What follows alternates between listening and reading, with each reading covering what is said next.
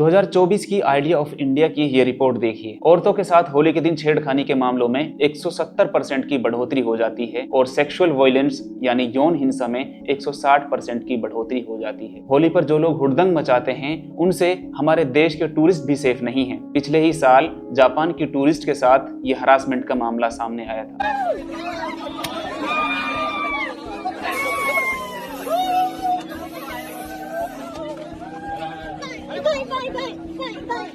पिछले साल का एक और मामला बिजनौर का है, जिसमें खुलेआम एक मर्द और दो मुस्लिम औरतों के साथ बदतमीजी की जा रही है।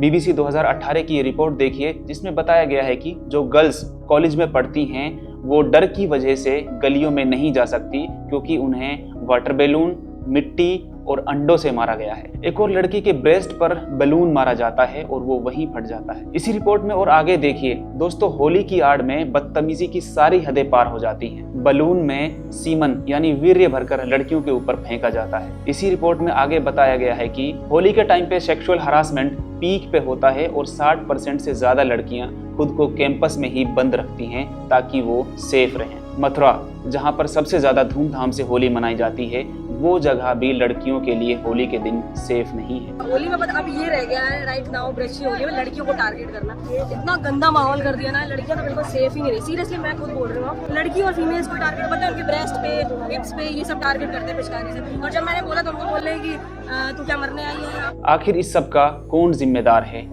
इन सब बदतमीजियों को, वोमन हरासमेंट को इसलिए बर्दाश्त कर लिया जाए कि बुरा न मानो होली है। होली के दिन कुछ लोग नशा भी करते हैं। वो किसी पर रंग फेंक सकते हैं। किसी की परमिशन के बिना किसी के ऊपर कोई कुछ भी कैसे फेंक सकता है? इस देश में कुछ कानून नाम की चीज है कि नहीं है? वर्दी पहने हुए पीस बैठक में ये धमकी दी जा रही है, या तो रंग से रंगो वरना बाहर ही ना निकलो। क्या एक सरकारी अफसर को खुलेआम किसी रिलीजन या कम्युनिटी को घर में रहने की धमकी देने का अधिकार है? क्या यही प्रशासन की निष्पक्षता है? ये मसला सिर्फ मुसलमानों का नहीं है। हिंदू भाई या बहन होली के दिन ऑफिस या किसी दूसरे काम की वजह से घर से बाहर निकलेंगे तो क्या उसके ऊपर कोई कुछ भी फेंकेगा? इसलिए कि बुरा ना मानो होली है। इसी डर की वजह से बहुत सारी हिंदू माएं और बहनें घर से बाहर नहीं निकलती हैं, जिसके बारे में वीडियो में पीछे बताया जा चुका है। पुलिस का काम तो ये होता है कि जो लोग इस तरह होली के दिन हुड़दंगई करते हैं या लोगों के साथ बदतमीजी करते हैं उनके ऊपर कंट्रोल करें। ये जो बात कही जा रही है, जुमा 52 बार आता है और होली सिर्फ एक बार आती है, तो किसी चीज का साल में एक बार आने से